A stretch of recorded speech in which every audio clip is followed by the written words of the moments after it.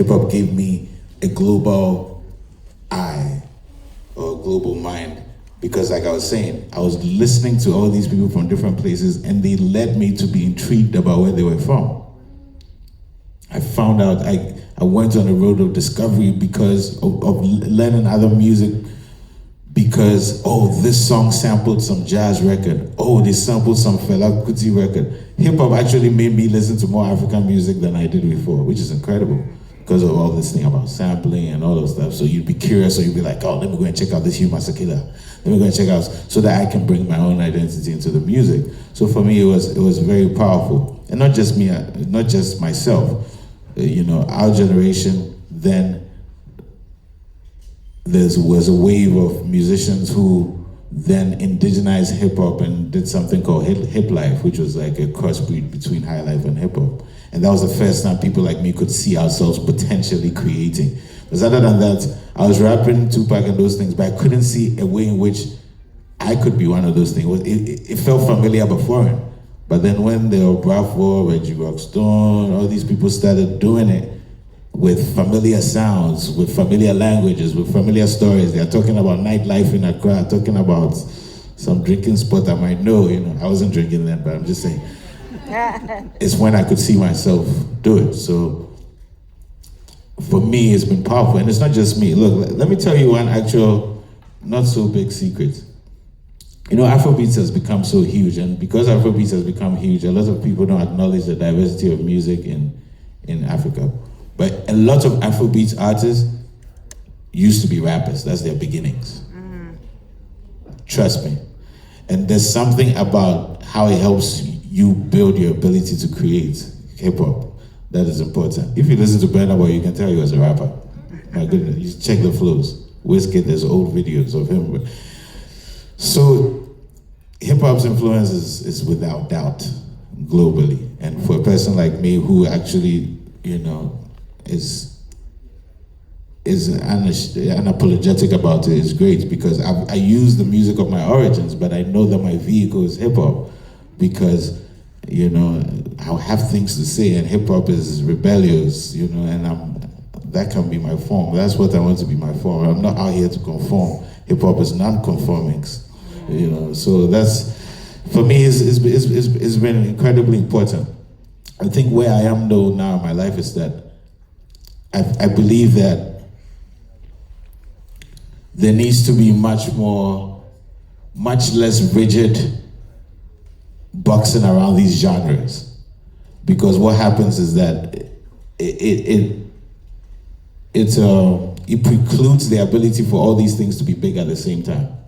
Right, because it's almost a capital. You go into, back in the day when they had record stores, you go into a store, they'll be like R&B, jazz, and unfortunately for us, they put us in world music.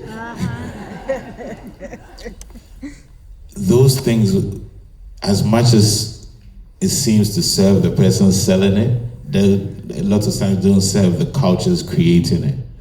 So that rigidness of, this is hip hop, this is Afrobeats, this is whatever, etc. We have to be quite careful not to be so rigid about it, because a lot of these things influence each other. When I listen to Afrobeats, I can hear dancehall. You understand? When I listen to hip hop, I can hear everything because that's one of the beauties of hip hop. Hip hop will intentionally bastardize any kind of music to suit itself, and I love that, intentionally. There's no rules. It's like it has this kind of punk attitude that fuck that, kind of thing. And so that's what's important in that regard for me. That when I chose to use hip hop as a vehicle, I could still do it being a Ghanaian and making music that other Ghanaians will hear will be like, okay, it's Ghanaian music, but then it's also hip-hop music, right? So I have a song called Samwebi, which, funny enough, is sampled from people in Belize, the Garifuna, but it sounds like African music, right? Because those people are also connected, just like the Maroons and other people, etc. So I love hip-hop for giving me the ability to be able to be my Ghanaian self and African self, but also in a sort of have this kind of global self in terms of the musical identity, right? So for me, Yeah, I mean, if you come to Ghana, they will tell you I'm a hip hop guy. So I don't know what else to say. That's the hip hop has been my vehicle. It's been an important vehicle for me. Yeah. You wear many hats. Sorry? I said you wear many hats. There are many spaces you I literally wear many hats, actually. There's definitely synergy between these different groups of like the different.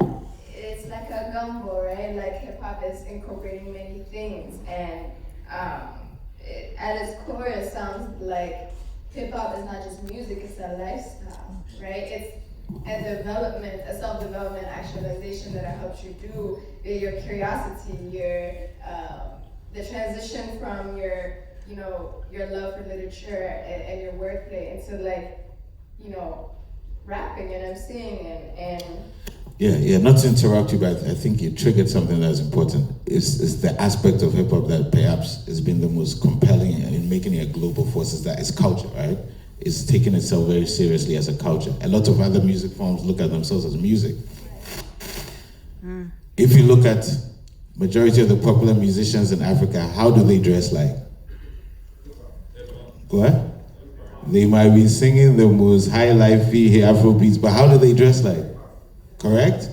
And that is an important thing about culture that sometimes is, and we have to look at these things in terms of, sometimes we have to intentionally engineer these things.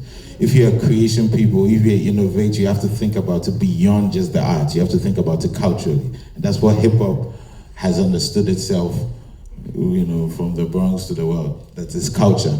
That you go anywhere in the world, in Japan, etc., that there are people who will look like hip hop. People who live their lives through that. You understand? So I think it's been important. I mean, my generation of people in Ghana, I mean, no doubt, when Criss Cross was turning their jeans the other way, we also were doing the same thing. You understand?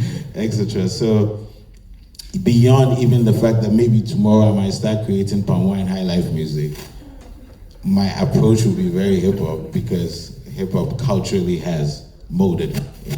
And hip hop, like the hip hop as like a theoretical framework, is not only used in music, right? It's also used in education, academia, and I want to give space for y'all to ask questions as well. So I'm going to open it up to the